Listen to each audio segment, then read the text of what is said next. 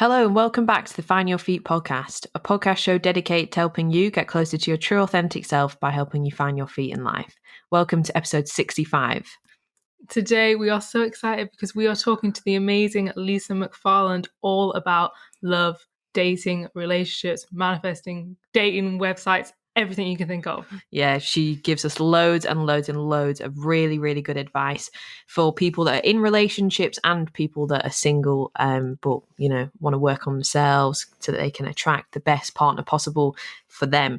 So yeah, she gave us so many good tips, a lot of wisdom, a lot of good advice. So you're really going to enjoy this episode. We've never really addressed relationships in this way on our podcast. So really, really, really happy that Lisa came on and shared her expertise on this. I think you guys are definitely going to get a lot out of this interview.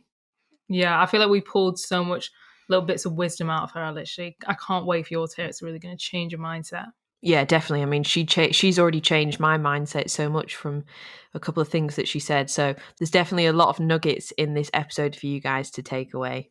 But before we get into it, we're just going to read out our Apple Podcast review of the week. And this week's review is from Adina Parr, and she says, "A life-changing podcast. Listen to the majority of the episodes now, and I love them all. They have changed my mindset so much." Thank you so much, Adina. I always see her comments and likes and stuff on Instagram. On Instagram, yeah. So supportive. Thank you so much. Like, your support literally means so much to us. Yeah, we honestly, everybody that's a regular interactor with us on Instagram, like I actually remember everybody's name, like recognize one, and then you leave a review. I'm like, I know you are. So yeah, thank you so much for your support on the gram and also for leaving that really, really lovely review. And if you guys want to be featured in Review of the Week next week, all you need to do is go onto Apple Podcasts and leave us some feedback for your chance to be featured in Review of the Week next week. Yes, come and leave us a review and let us know your thoughts.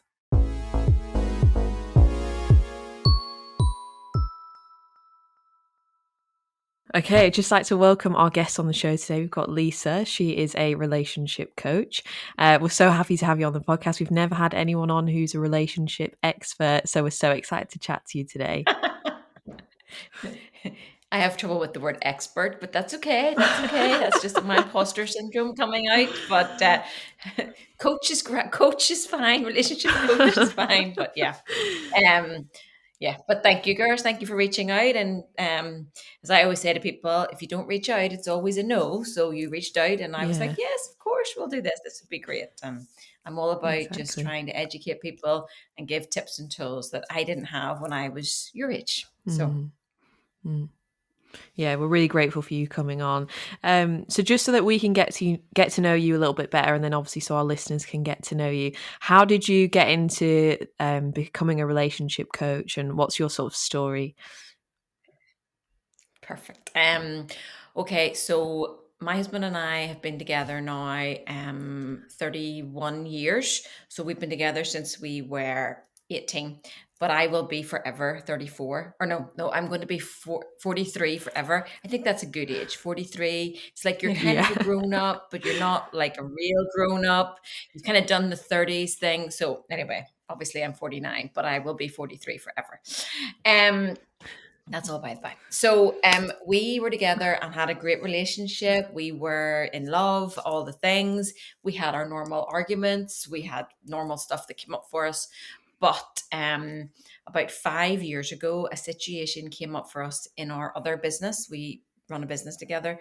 But now I do this more than that. But anyway, and a situation came up for us. It was a legislation change that had to be done in our work.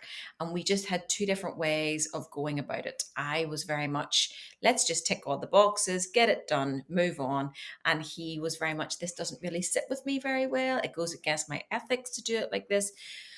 So that was conversation after conversation after conversation. Then we started arguing about it, and then we started talking about it in front of the children, and it just started to overtake our lives. And this went on for about 6 months. I eventually said, you know what, we need to go and talk to somebody about this. I had been to counselling after my mum had passed away and found it very beneficial.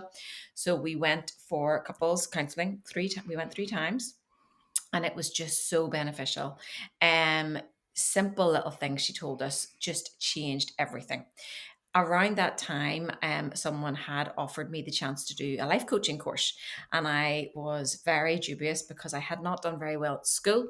I had my exams when I finished at 16 and I went to college tech and did childcare, but I'm dyslexic. So I had lots of limiting beliefs around education.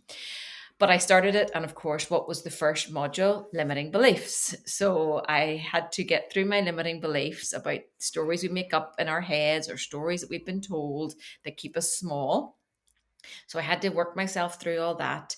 And then once I finished the course, and then Nigel and I had learned all these tools from our coaching sessions, then I just kept saying, why does everyone not know this stuff? Why does everyone not know these things? Why does everyone not know that our thoughts lie to us? Why does everyone not know about limiting beliefs? Why does everyone not know about how stress can affect your health? And then, quite frankly, people got sick listening to me. And they said, Lisa, you should do a wee page. And it was just to get rid of me. It was just to get rid of me. That was all it was. It was just to stop moaning at my to stop moaning at my friends and family and divert me onto something else. I was very nervous and worried, and but I started the wee page. I don't know why I'm doing air quotes in the air when it's a podcast, but anyway, I started the wee page in May 2019. And then in January 2020, I decided to start doing little classes in my local area for women to help with their confidence, their communication, and their conflict in their relationships. So I started that in January, and it was my little sideline. And then lockdown came, and I was heartbroken. I had about 600 followers on Facebook. And when lockdown came the first time, and was that March 24th, 2020, I said, I'm going to go on Instagram every morning. I'm going to go on Instagram every morning at 10 o'clock because I'm a life coach and I'm struggling right now. So everybody else must be struggling. So I went on Instagram every single morning at 10 o'clock. And I said, do you remember in the first lockdown when they told us it would be 2 weeks? Yeah. I thought to myself, I have 2 weeks content to tell people, no problem at all. But I actually had to go on for 57 days until we got out of the first lockdown. Wow. And during those 57 days, people, influencers here in Ireland started to notice me, and they started to shout me out on their pages. And then my numbers started to go up and up and up. And now I'm sitting at 11,600 or something. And I have a very That's successful amazing. couples coaching business. That's so amazing. So that was Yeah, 5 that's minutes. so good. No, it's amazing. It just shows that consistency is the key. You Yeah. showing up every day and like helping those people. And as well, I really love how you have developed into doing this like little career path from a tough time, because I feel like so many people want to hear this. Like, even though your friends might have been, okay, Lisa, go and start your page. So many people out there like want to hear this. Like, I feel like it's the one thing in life we just don't get much direction over, No, like yeah. how to navigate relationships. We You kind of don't. just pushed out. You just Well, told to go for it, and not much I keep direction. saying to people, and I've yet to have this challenge met, I keep saying, bring me something else that you get no education on. When you get your iPhone or your AirPods, you get a book this thick, or you get to go on to Google and read about how to connect them and how to do this. And no one has been able to bring me the answer to this challenge. What else do we get no education on? But wait, then when it ends, we are told we're a failure. That would be like going off to be a journalist with no training. That would be like going off to be an engineer with no training. And then when you can't do the job, you're told you're a failure. We get no education on how to do this. And then when it doesn't go well, then we're told we failed. It's insanity. It's insanity. Yeah, it really is. It really is, because relationships are such a huge part of our lives and a huge part of our emotional well-being and happiness and everything. But Yes, it's good that we've got people like you out here on Instagram and sharing all your knowledge to help people. But let's jump straight in with, I feel like this is the question everyone's going to want to know. What is the one main thing, like, because obviously you work with so many couples, what is the patterns that you notice? What is the one main thing that like ruins relationships, and what is the one main thing that helps them thrive, that like everybody could just take away and start implementing today in their own relationships? Well, funny you should say that. I'm doing a webinar next Tuesday night on all these things. So I'm doing a couples webinar next Tuesday night on there's sort of about 5 different things. But if you want me to tell you where to start, an easy thing to start with, please start by doing your love language test. So you go on to Google. It is a free test. It is a gentleman who was a relationship counselor in America for 20 years, and he has made this beautiful test. It's a bit of fun, and there are 5 love languages. I will tell them to you now: time, words of affirmation, acts of service, gifts, and touch. Okay. And the thing is, sometimes what happens is we speak to our person in our love language. So, my love language and my husband's love language is time. Our primary one is time. So, that's easy. My second love language is words of affirmation. So I would tend to say things like this to him: "Oh, you look lovely today. Oh, I like that shirt. Oh, your hair looks nice." Or, "I like what you did." And his response to me is, "Okay. Well, okay." It doesn't fill him up. It doesn't fill his cup. His secondary love language after time is acts of service. So if he is out washing the car, if he is out cutting the grass, and I bring him a cup of coffee, you would think that I had brought him a bar of gold. His love language is acts of service. And what we can do is we can be spinning our wheels thinking we're loving our other person, but we're loving them in our love language, not their love language. Does that make sense? Yes, Okay. yes. The next thing Okay, the next thing for couples is lack of intimacy, sex, all the things. We have to maintain a healthy sex life through our relationship.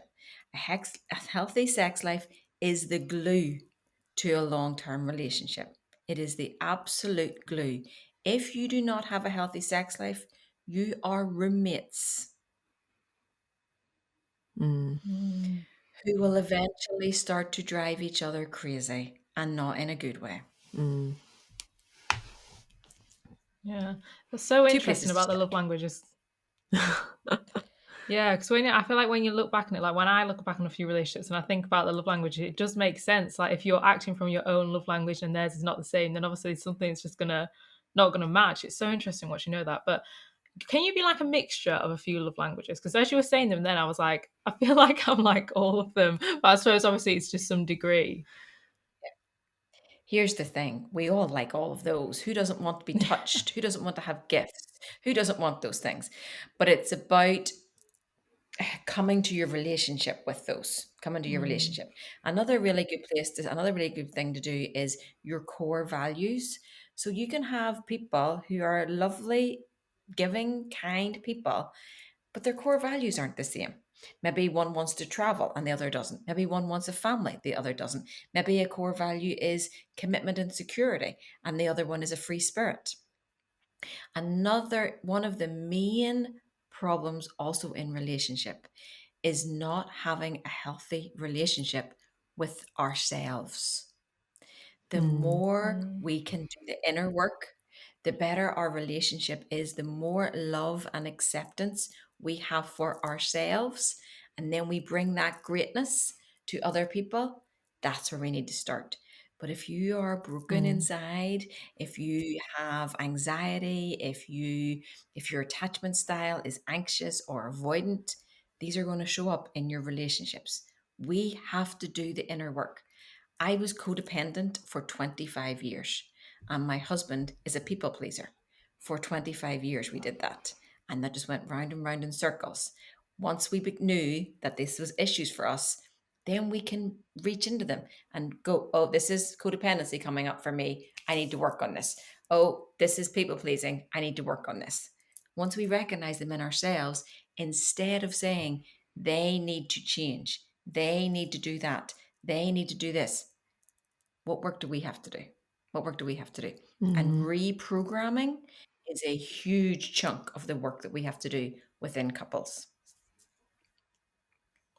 Do you know what reprogramming is? So, well, I was going to actually ask you. So when you say reprogramming, do you work a lot kind of on the inner child work, or do you think it's more to do with like our adult relationships with our parents? Like, what kind of work do you do? I don't do inner child work. I look a little bit when I work with couples. I look a little bit at what was your upbringing like, what argument style did you see in your house, and then I'm the worst coach ever because I tell everybody everything about myself. So then I just tell them. So then I just share with people what will come up for me. So I'm a huffer. I huffed for, well, I've been huffing since I was 2. And I got my way through my childhood from huffing. I then started huffing in my relationship and it didn't work out so well. But it was the only programming I had. So I have to address that and say, okay, I can feel myself huffing. I know huffing is what I used to do, but I'm a grown up now and I can do things better. So then I speak into the fear, I speak into the anger, I speak into what it is, and I don't let my ego overtake everything and just speak from a place of hurt and anger and all those sort of things. So that's reprogramming. Reprogramming can be defensiveness. So if you're challenged at all, sometimes people can be very defensive. And it's just a matter of saying, okay, I can feel myself becoming defensive. Maybe use a tool like the story I'm telling myself is you don't love me anymore, or the story I'm telling myself is you don't want to be with me. And maybe your person will say, that's not what I'm saying. All I'm saying is this irritated me. And then that's how we reprogram. We say, okay, well, I'll stop telling myself that and let's speak into what this issue is. It's all very grown up. There's no door slamming. There's no Love Island. There's no Love Island. There's nothing over here. There's no Love Island. There's no Geordie Shore. There's no all the things over here in grown up relationship land. Okay. And if that does happen, we have to use the reset tool and we say, okay, went back to my old programming of screaming and shouting and slamming doors and back into toxic behavior. Can I reset? And let's try again like grown-ups. Wow. Maybe I should get myself on one of those programs. That would be good, wouldn't it? Yeah, that would be good. Entertainment on a whole new level. We'd be actually learning things if we had that. Yes. Yeah. The more I work with younger people, thing is, in my heart, I still think I'm your age, which is hilarious. But there's a so my big girls are now 19. Sorry, all over the place. My big girls are 19 and 18. And part of the reason why I started this was I thought they were going to get this information somewhere or other, but they didn't. And they're very fortunate, and they have a boyfriend each. What am I even saying? Their boyfriends are very nice, calm people. But there are other friends and there's other people I talk to on Instagram who think that relationships are this mental argument, screaming, all this, and then passion and sex and then, okay, I mean, that's just not what relationships are meant to look like. That's not healthy relationships. Relationships are meant to look like, they're meant to feel and be nurturing and be calm and be supportive and be fun. They're not meant to be a merry-go-round of ups and downs and madness. That's not what relationships are meant to be. Yeah, I feel like it's always portrayed like on all those shows that you were saying before, like Love Island, all this stuff and all this reality TV. It is always portrayed as huge drama, arguments, full like constantly, and that is normal. There isn't really that many, I don't know, really good, healthy examples in are like media of how relationships should be. So I think especially like the younger generation, we definitely have grown up not really knowing exact, unless we had it in within our own families and examples from our own parents and stuff, then you can have a very warped view of how it should be. But you touched on attachment styles there. I've just finished reading Attached, and that book was the first time I'd become aware of what these attachment styles were. And just from reading that book, like, it gives you such a deeper level of self-awareness. I'm not in a relationship, but I can see now that I've got that bit of knowledge, how much that will actually impact me when I do get in one. But obviously there's the 3 attachment styles. But you were speaking before about like the reset and all of that stuff and changing the reprogramming. How do you think that people can, if they have an anxious or an avoidant attachment style, how can they start to, what's the best way for them to move forward to starting to be more secure in their relationship and their attachment style? It's about being secure in yourself. Mm. We have to do the inner work. We have to do the inner work. Again, I thought this was not a thing for your generation, but I came up with, my childhood was Cinderella and all the fairy tales that are so damaging. Disney and I are going to have a serious conversation at some stage. That now Moana and such, like Moana and Frozen, are slightly better. But anyway, and also I came up with, Jerry Maguire and Pretty Woman, where it was someone else would complete you and you needed to have this other person. You needed to have this other half. So we are whole the way we are. We are whole, we are complete. And if we want to choose to journey this life with someone, awesome. Awesome. But you're whole the way you are, girls. You're whole the way you are, guys. Okay? And then you bring that greatness to someone else. And if the relationship works, brilliant. If it doesn't, it doesn't. But you were already whole beforehand. So you'll be sad, you'll grieve, but it'll be okay. It'll be all right. Another person does not define who you are. You have to be complete yourself. And you bring that completeness to another person. And that's how you build relationships. Again, I'm going to put my hands up, even though it's a podcast, but I know I can see you girls. 2 whole people building a relationship. So my hands are up and then my hands fold over. 2 whole people already knowing all their stuff. Can I swear? No. Already knowing all their stuff. Yeah, already knowing their so you can figure out your shit. Figure out your shit. Figure out your shit. Yeah. Okay? Do the work. Go to a coach. Go to counseling. Do the thing. I saw a great meme one time and it said, I don't want your dick pics. I want your receipts from your counseling courses. I love that. Okay. I don't want to see your pictures of your freaking bits and pieces. I want to see what work you're doing on yourself. Okay. Or the sexiest thing is women and guys working on their own stuff and then bringing that greatness, knowing they have a great love, a great thing to share, bringing that to someone else and then building a beautiful thing together. Be building a relationship. So it's almost like I would teach people, it's 2 people building a relationship. Okay, so imagine the relationship as a cup or a garden or a house. You're building this thing. If one of you decides, I'm not into this building work anymore, I'm out, it's okay. You're still complete the way you were.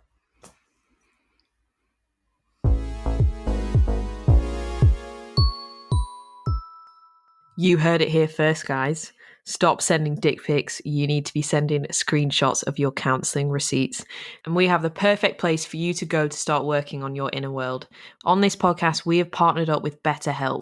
That's help, H-E-L-P. And BetterHelp are a professional, secure online counseling service available for clients all over the world. They'll set you up with a therapist in just under 2 days, and all their therapists have a huge range of expertise. So no matter what it is that you want to work on, if you've got anxiety, depression, limiting beliefs and blocks, if you're suffering from grief, anything, whatever your issue is, there's somebody on there that can help you. And even if it turns out you're not too keen on the therapist you originally get matched up with, you can actually change for free as many times as you want until you find the perfect person. Yeah, exactly. I always say that's such a great thing about BetterHelp is that you can change, because as a therapist is obviously the most important thing. You need to vibe with your therapist. And BetterHelp are not just a small company, they are a worldwide brand, and there are over 1 million people using BetterHelp today.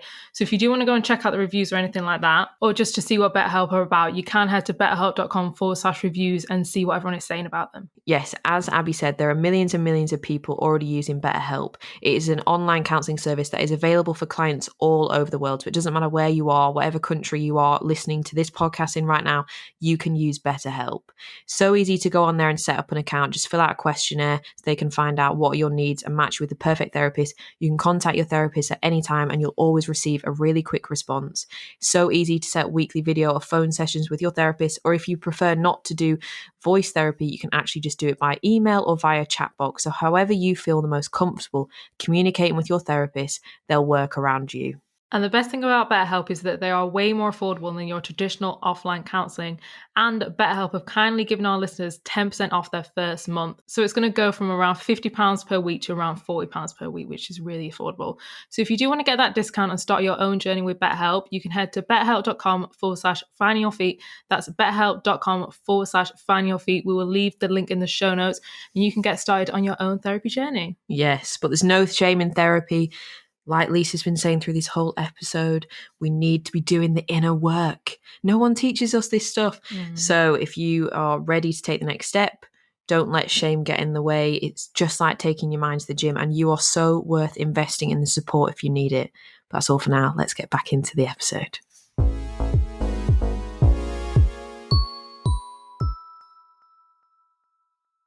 Yeah. That's so very wise, very true. When I was reading the book, there was one bit that surprised me, because there is what you were just saying there about is two people that join together. That is become so much more of like a common just narrative that's spoken about relationships. I think probably because the way that society's moved now, like all the Disney films of the girl getting saved, it doesn't really resonate with what people want to believe anymore. So there is this more narrative swinging about now that you're two separate people and you join together. But when I was reading Attached, there was one bit and it said that like the most secure couples and know that they are responsible for their partner's like emotional well-being, which I thought was interesting, because I think and I want to hear your thoughts on this and what you think, but I feel like some people think you are completely two separate people and you just come together and you can't like overlap like your shit and like all your thing, But then in Attached, it was saying like the most secure couples are the ones that do feel that they are responsible for their partner's emotional well-being. Whereas I feel like so many people think, no, I'm not, like, you have to make yourself happy and then we'll just be together. Like, but where do you think is like, I don't know, sort of the line, where's that bridge over? Yeah, I think it's definitely a line. That can be a very dangerous parts of the book didn't agree with. But all books, you don't have to agree with all parts of all books to get something from it. But there are parts of it that's a very dangerous road to go down. If you're dealing with someone who has depression or bipolar and you're now thinking, right, I'm responsible for your emotional well-being. We are responsible for our emotional well-being, but we also want greatness for our other person.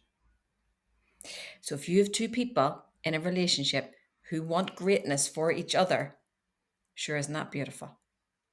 So my husband wants me to be my best self. My husband wants me to know my greatness and shine, and he wants to be there to support me. I want him to be his best self. I want him to be his most confident. I want him to be his most outgoing. I want to support him in the areas that I know that he would say that he lacks in. And he wants to support me with my technical skills around computers and all the things. Okay. And then it's two people supporting each other, not being responsible for, supporting each other and bringing each other to even more greatness than you would have if you were just you, because that's what partnerships should do. Look at you guys, you're better together. Yeah, it's very You're true. already complete, but you're already complete without each other. Yeah. Okay. Yeah. But you guys probably know where each other's weaknesses are, where each other's strengths are. and you play off each other like that, and that's perfect. Mm. Yeah, that's so nice. And I that love the brings way us you were to speaking about that. Oh, sorry. and that brings us to a thing called polarity. I had never heard of polarity. So polarity is the differences within couples, friends, couple, whatever, the differences that at the start you really admire about the person, and then after a while you let it really start to annoy you. But we must remember that's what we fell in love with the person for maybe their fixed mindset and their they were so loyal and all those things. And then after a while that starts to become a bit tedious. We must remember to celebrate that. When we're watching movies, Nigel always is like, "Oh, she's just great. She's just mad, and she's just such a free spirit, and she's just great." And I'll be like, "You understand that's all fine until you're married to them for 25 years, and then after a while, it becomes a bit like, oh my days, what is she doing now?" You know, which is Nigel's life because I'm just like, "Okay, Nigel, you know what we should do now? What?" And he's like, "Okay, sweetheart." Just a tiny break, a tiny. Could we just be calm for like a minute? That would just be awesome. It's be awesome. So it's the thing that he loves about me, but it can also drive him a little bit crazy in a bad way. Mm. That's funny you said that, actually, because I was just going to ask you about this whole idea of a honeymoon phase, because I feel like I spoke to some of my Oh friends yes. like leading up to this interview, and I was thinking, yeah, like what is something that everyone always says, and I'm like, is it even a thing? Like, is it even true? Like this whole idea of a honeymoon phase, like people, and as well this idea of like getting bored. I feel like quite a lot of people get to a certain point and they're like, I'm bored now. But I was wondering, like, is there something actually much deeper going on, do you think, or is it actually just that they want to move on? It's yes, you're right. It's much deeper. I've actually just finished the honeymoon effect book. I think people, the really smart psychologists, people, brain people are saying now that our subconscious controls 95% of our actions. So when we first get into a relationship, we are so conscious. We are so conscious. We're texting back. We're making the plans. We're doing the things. We're in the relationship really consciously. Okay. So, like right now, I'm really consciously speaking to you ladies. But if we were chatting later, I would just be like, oh, it was great fun and da da da da. Right now, I'm really consciously speaking. I'm bringing forth the information. And that's how it is at the beginning of a relationship. And then we just start to fall into this subconscious behaviors, things we saw when we were growing up. And a lot of it can be that you do want to be more natural and more free flowing, but we must remember to be conscious in our relationships. Just like days when you go to work and you just really put the time in, but you're not really very productive. You're having a sort of a subconscious day at work. You don't get very much out of your work on those days. But when you go in and go, right, here is the plan for today. Here's what I'm going to do. I'm going to be proactive. I'm going to do. Then that's a really good work day. And relationships are just like that. You have to put in consciously, both people putting into the relationship constantly, making the dates, having good conversations, having really conscious conversations about politics, opinions, core values, love languages, having those really conscious conversations for a long, long time, for years and years and years.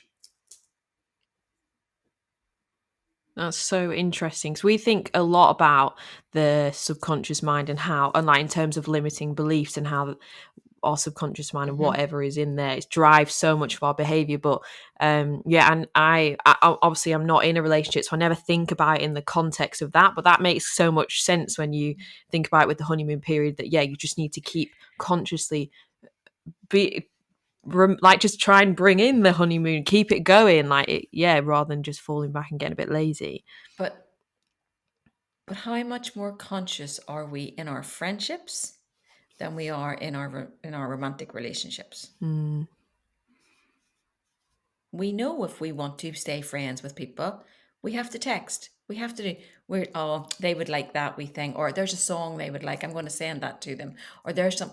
We're really conscious in our friendships, and then we become subconscious in our relationships.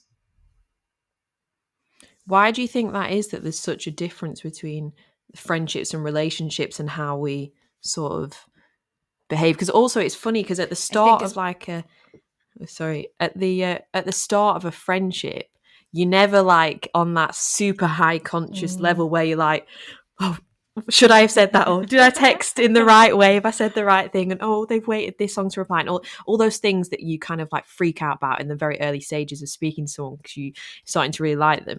And that, obviously, when you with friendships, you don't ever do that. You're just more relaxed at the start. But why do you think that is, that then you become more subconscious in relationships but remain conscious in friendships? And like I definitely think it's a case of we start to take our romantic relationships for granted, right, yeah. where we know that we have to put the work in. And these are all subconscious things. These are not, we don't actually think these things. I also think that lots of really good relationships start off from friendships. Right, okay. You know, because that whole butterfly, you want to have butterflies, and but that sort of almost manic state at the start, when that fades, sometimes that can be a little bit sad when that fades, you know, because it is going to fade. But sometimes the best way to start is on a friendship level. Let's just keep this nice, and let's see if we can move this friendship on to something romantic, but also remembering that you're with the person. Maybe the sex is great. Maybe it's all passion, all of that. But remember, you have to like the person. You have to want to be with them and just hang out with them, like you would with your friends. That's definitely a huge thing as well. I think we are fed in society that when you meet someone, you should literally feel like absolutely on top of the world, like just spiraling out of your head. And I think in that attached, it explained that sometimes that's not the best thing. That might actually just be your attachment style. And actually meeting someone that's good for you will probably make you feel more relaxed. And when I read that, I was like, oh my God, that makes so much more sense. But I feel like as we're growing up, if like say you went on a date or something, I feel like the one thing you kind of discuss with your friends is, oh my God, did you have that feeling? Did you have that spark? But now I've realized that actually it's not all about that spark. Sometimes you can actually like build on that. It just changes everything. It does.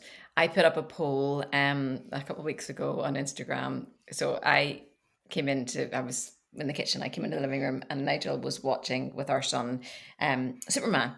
And Nigel said, do you not think he is like the perfect man? Like he is just like tall, dark, tall, dark, handsome, the body, and he's just a lovely, lovely guy as well. And I was like, does absolutely nothing for me. And Nigel was like, are you having an actual laugh? Clearly, we're both quite secure attachment style. And I was like, no, give me Jason Momoa any day of the week. And Nigel was like, there's something wrong with every single one of you. There's something wrong with, I was like, well, let's just see what the people say, Nigel. Let's see what the people say. I put a poll up. Of course, all the women love Jason Momoa and Superman's not getting a look in. We all just want the mad and the passion and the clothes ripping off, and that we all want this. Well, it's not healthy. It's not healthy. It's some sort of programming that's in there. You'll be better off with Superman. I'm going to remember that next time.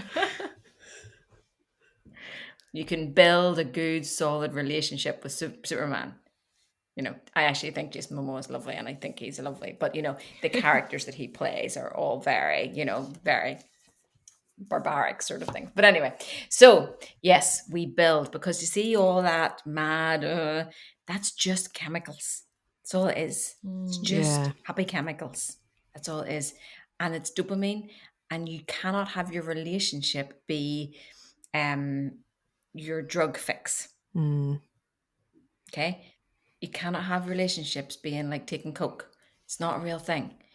Okay? You need nice, steady relationship. Okay. If you're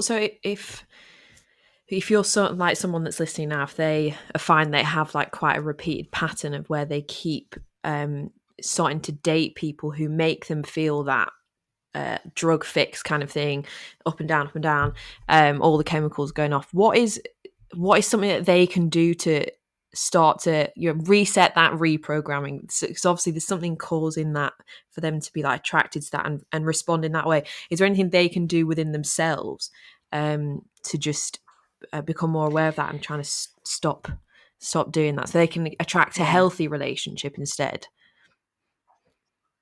they probably are going to have to do some inner child work. Yeah.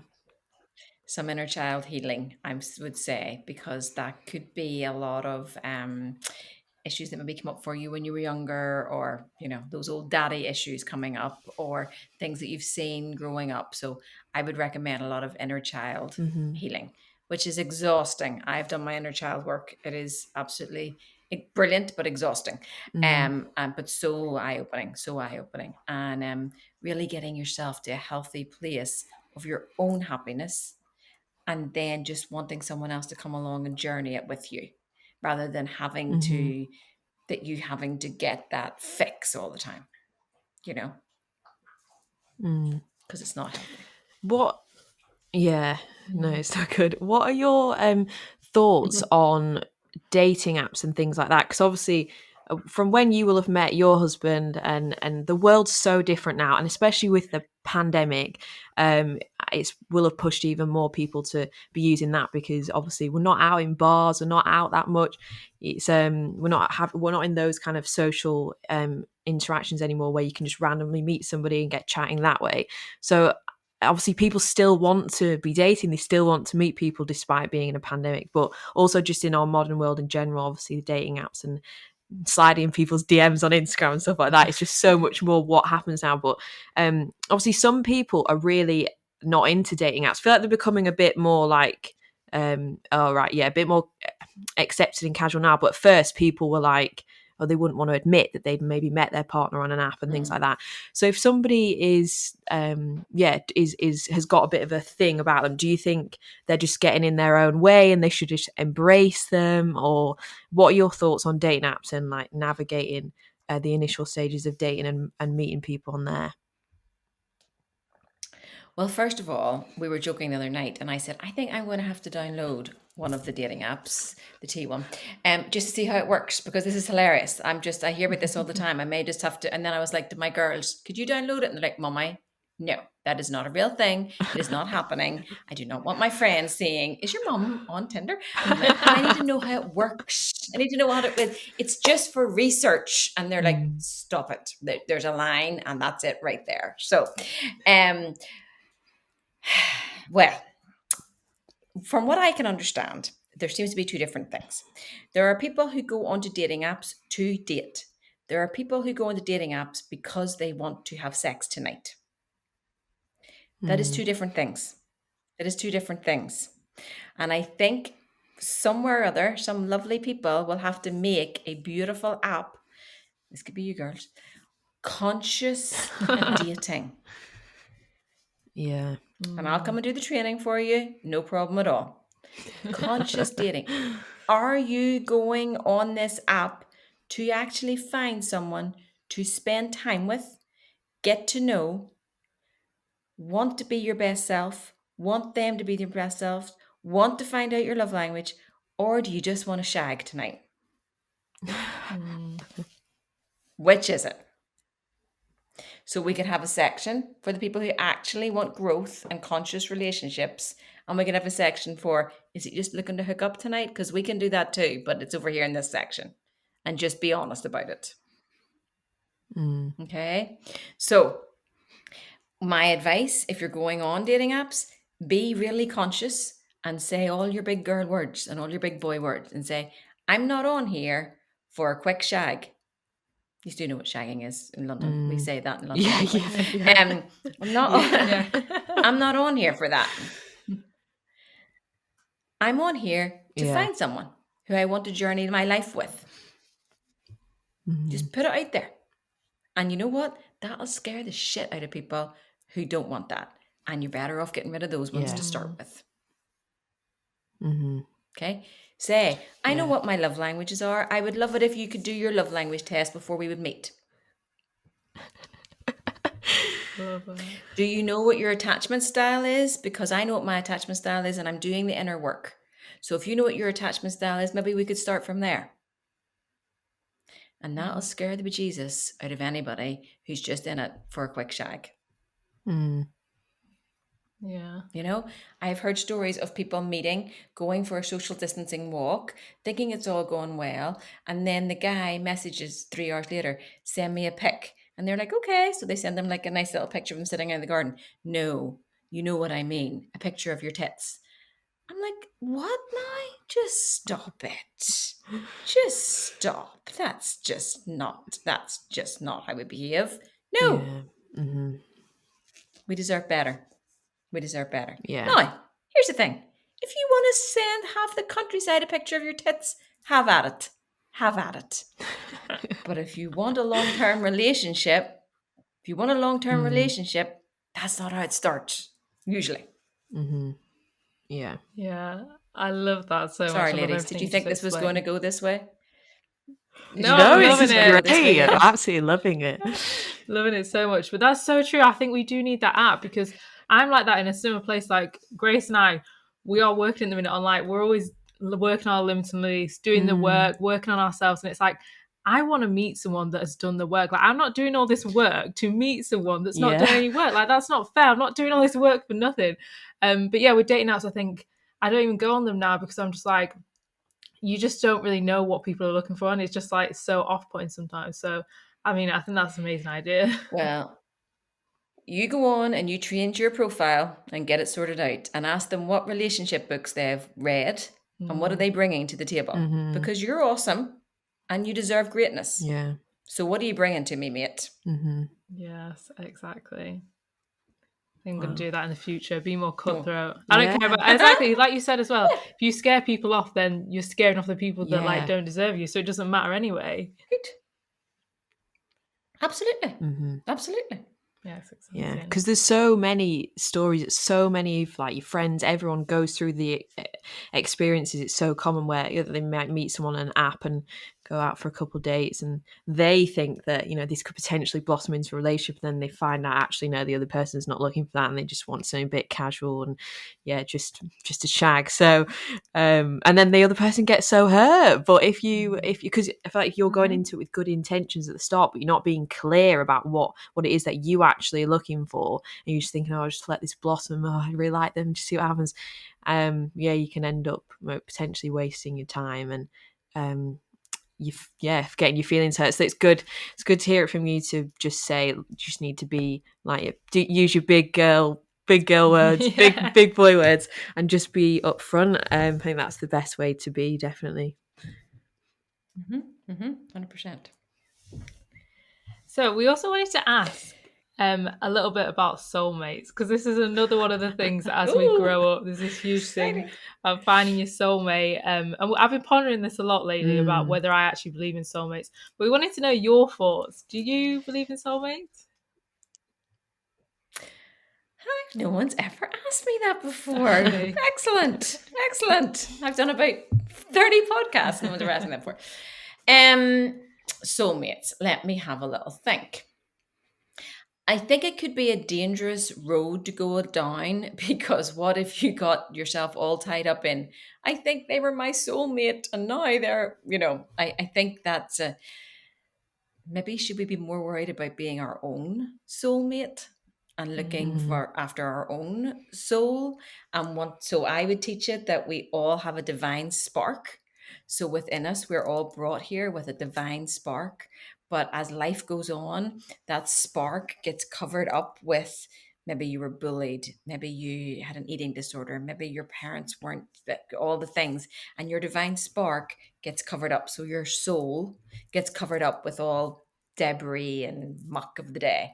And maybe our job is scraping away all those limiting beliefs, all that damage, and really finding our own soul, being our own soulmate, and then bringing that to someone else.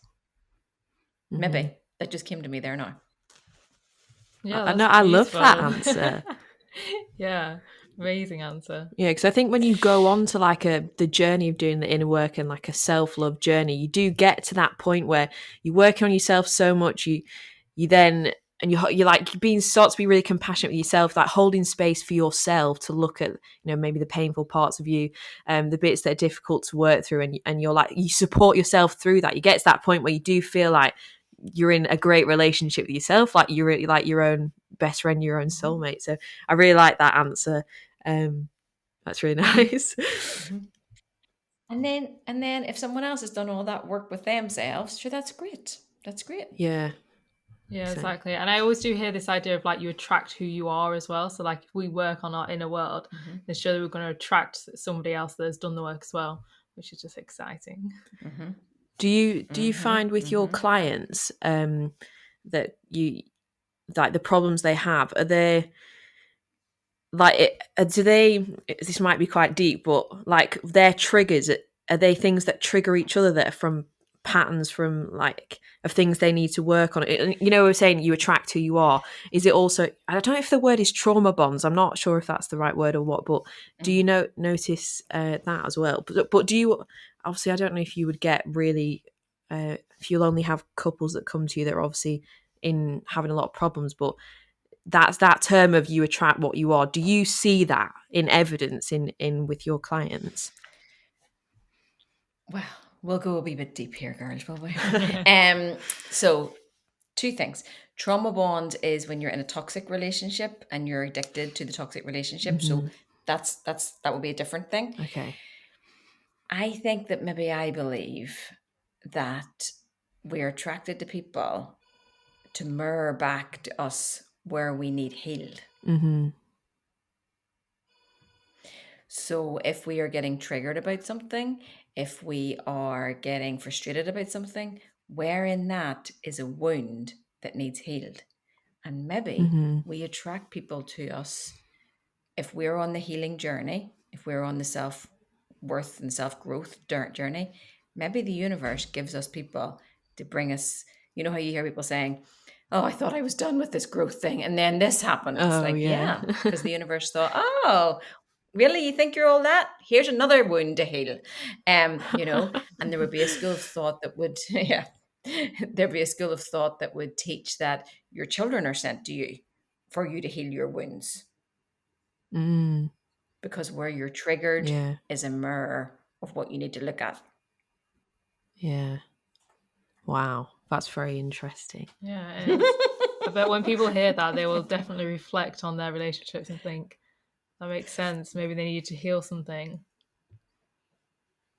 So, for example, at the weekend, I don't ever want to get on any of these. And people say, oh, she thinks she has a great relationship and she's just like showing off. No, I just have some tips and tools that I have educated myself on and I want to share them.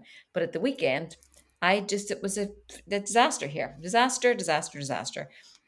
A little tiny thing came up for us. It was a little tiny disagreement, not a big deal. And then on Saturday morning, Nigel was like, I'm sorry about that. That was just a misunderstanding. And What did I do? Went all up on him, all up on his grill when he apologized. That is one of my woundedness. That is some of my woundedness. When in my family of origin, when someone stepped into vulnerability, that was seen to be the time to go and start the giving off and start the shouting and start the lecturing. So I remember as a teenager stepping into, I'm sorry I was late, mum. I'm sorry I didn't ring, mum. And that was the time that my mum would then go full on lecture mode. So what did I do on Saturday? I've been on this journey a long time. On Saturday, what did I do? Full on lecture mode. Poor Nige was like, I'm sorry about that. Let's not ruin. Nope. What did I do? Full on. Forget the growth. Forget all the stuff. Full on. Back to subconscious thinking, programming, all the things. So I had to go away, had to sit with it, had to journal, had to meditate, had to sit with it and go, okay, Lisa, what the flicking hell are you at? Got to reset. Go back, ask for the apology, or say the apology, ask for forgiveness, say, this was just a thing, come for me. Not my best self. Can we go again? Yeah. The reset. Something just popped into my mind then. What you were saying there about where we slip into those subconscious patterns, and a lot of it is from, you know, what the relationship dynamics were in our own families when we were growing up. Obviously divorce rates are much higher now than, you know, they used to be, and there's a lot of people who've grown up with divorced parents. How do you see, like, how have you seen any impact that is having on, like, how or does divorce not impact the child's view of relationships. I suppose it's circumstantial, isn't it, on how the whole separation was handled, but where it's quite common now for people to grow up in that way, how does that then, Yeah. I don't know, change their view? There's lots of things that I've noticed coming up. One, there are lots of people whose parents have divorced in a healthy manner, and it hasn't affected them, or they've learned and they've grown and they've done the work. There are a lot of people whose parents have stayed together, but maybe the dad was absent, an absent father figure. So I don't mean divorced, I mean absent. I mean in the house, but emotionally void. That seems to be horrendous. That, I'm not a psychologist, but for me, dealing with people, that seems to be really difficult for guys. Guys who've had an absent father, really, they need to do the work. They need to do the inner work. Then the opposite is sometimes strange, that people who have seen poor examples growing up reprogram really easily, because they're like, I'm not doing all that. That there was just a shit show. And I am going to do something totally different. I'm going to get the tools. I'm going to do the inner work. I'm going to read all the books. I'm going to counseling. I'm going to do all the things, because I'm not having that. That to me is the best way to go at it. And I know that that's what Nigel and I did as well. We sort of, our parents, my mum is passed now, but our parents were together all their lives. But there was definitely communication styles that we were like, absolutely not. We're not doing that. There was definitely things that was, not talked about that should have been talked about. And we've seen all that, and we've been like, okay, we're going to do the absolute opposite to that, because that clearly didn't work. We're going to do the absolute opposite. But then there's still some conscious stuff that comes up for you. Yeah. So if somebody is in a relationship now, having a few problems, and they want to come and work with someone like you, but their partner is not very, switched into things like that, and will be like, no, why would we bring our relationship in with somebody else, and would feel, ego attacks even by, suggesting it. But the person that's suggesting it knows that it could really, really help. How should they go about, trying to get their partner involved to be open to coming to see somebody like you and doing couples coaching? So I have layers to build people up. So I have a private group, and it's £16 a month to be my private group. And that's about where we do the growth on ourselves. So we lead by example. We do the growth on ourselves, and we lead by example. And then hopefully our person will say, oh, so for example, I said I'm the worst coach ever because I tell everybody everything about myself. So the first time I went to coaching, counseling after my mom had passed. My mom passed about a year, but I just felt I still just was not quite there. And I was getting very short-tempered, and just a bit where I knew that wasn't really me. So I went 2 or 3 times, and I came home, and Nige said, just by the way, how much is this? And I said, well, it is, it's £50, Nigel. He said, well, could you start paying her double? Because it's really working.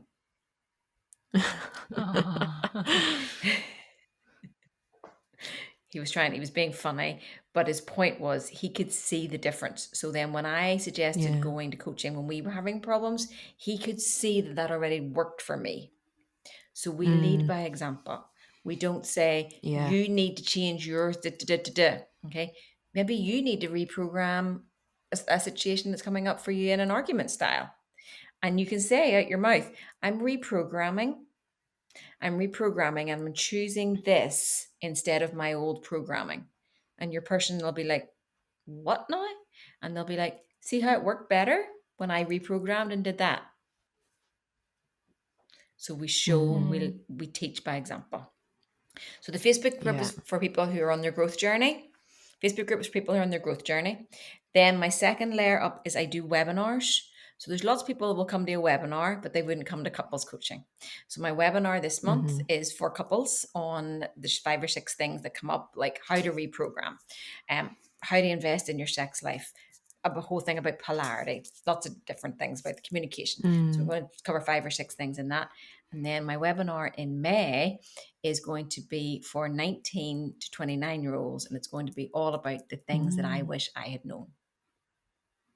That sounds great. So these are just places to start. These are just places to start before we get to, I think we need to go to couples coaching. The other thing about them is you come to them and you go, okay, that wasn't that bad. That's just information that we should all have. That's just information that we should have. That woman has clearly educated herself on things and she just wants to share the tips and tools. It's not threatening.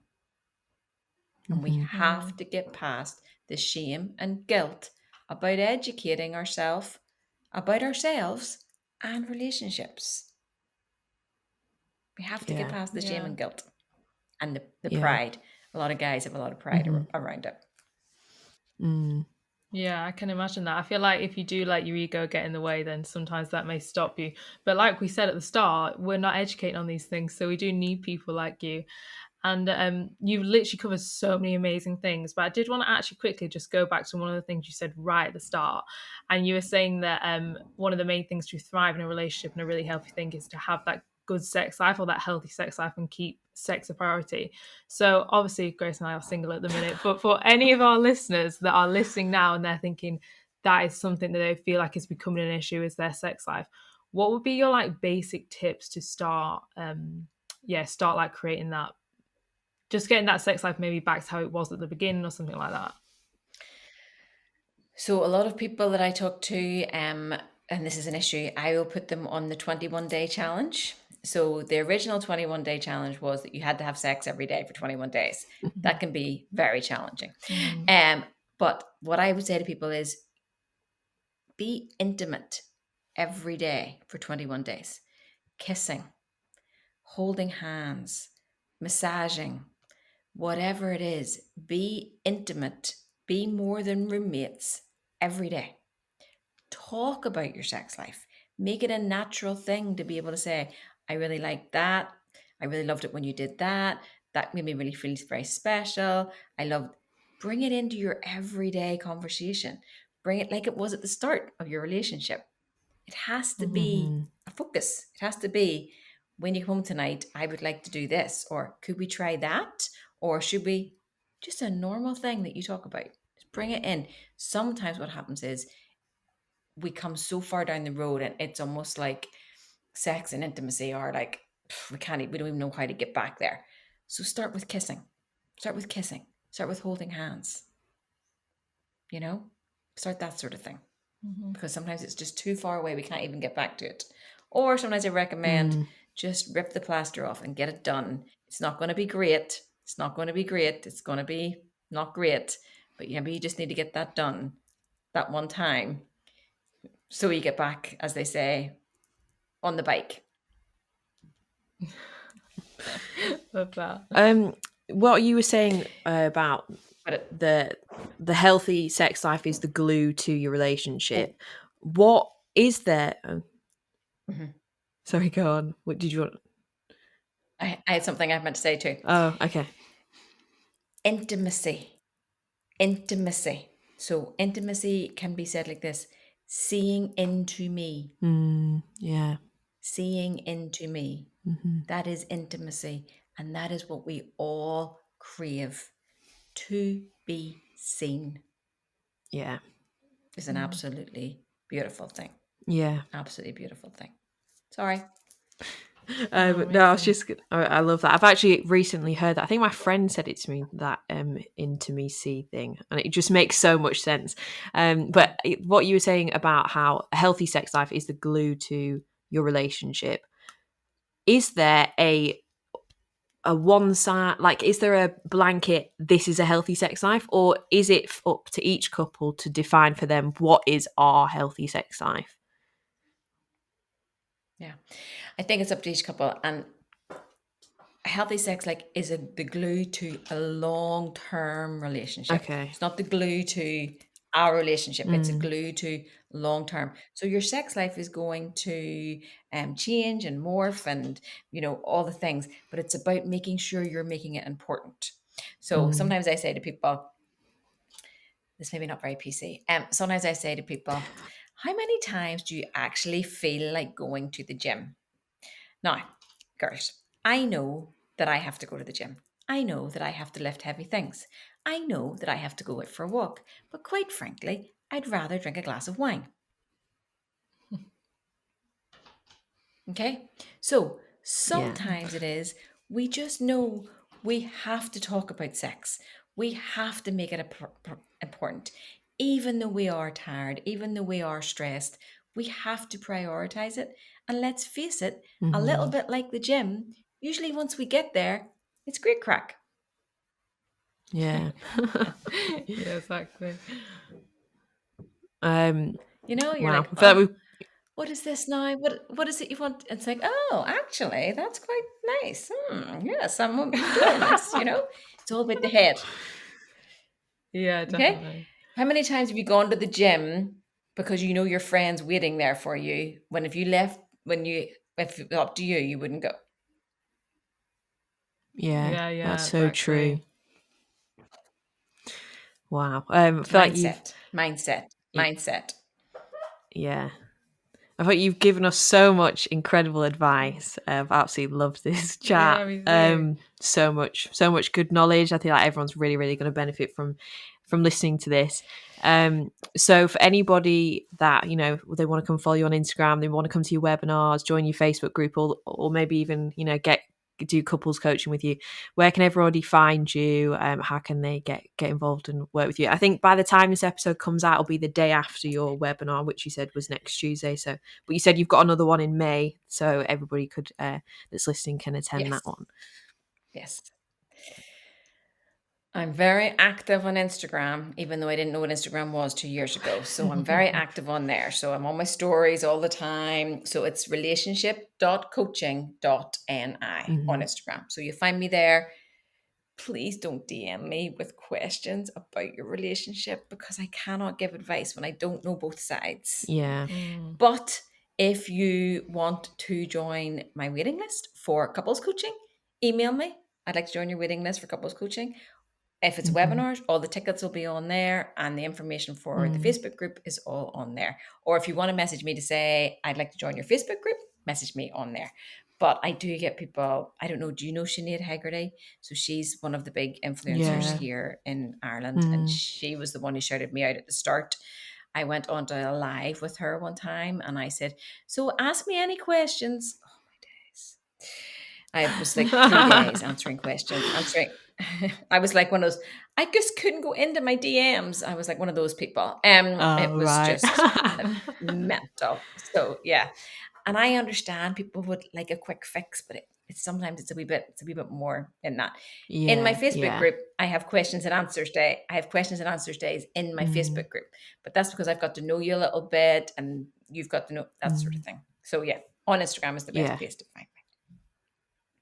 Okay, I have a website perfect. as well. Well, we will... And I have a shop. Yeah. And I have a shop. Oh, wow. What are you selling in your shop? I feel like a thought shop. I'm selling mugs that say just a thought. Because my little thing at the start was, when I finished, when I ever did videos or anything at the very start of all this, I would just say, it's just a thought, because it's just my thoughts. It was just my thoughts that I was sharing with people. But the just a thought thing has become huge, because it's about mindset and knowing that our thoughts lie to us, knowing about our automatic negative thoughts, knowing about our inner critic, knowing about our ego. It's all that. So the just a thought thing has become like my little logo. So there's cups, and there's notebooks, and there's hoodies. And there's bracelets. So yes. Oh wow. Sainsbury's next year. Sainsbury's next year.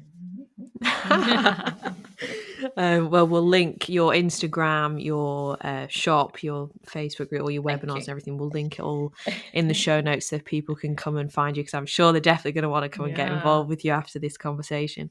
But thank you so much, Lisa, for coming on. I've really, really enjoyed this and sharing all your knowledge with us. It's been amazing. Yes, thank you. It's been amazing. Thank you. Well, ladies, it fills my heart to know that there are young women like you doing all the work. Awesome. Awesome. I didn't start this work till I was like 44. So you guys are ahead of the game. You're ahead of the game, and you're doing really brilliant. Oh, thank you. you. That's exciting. Yeah, thank you for having me. Thank you for having me. Yeah, thank you so much.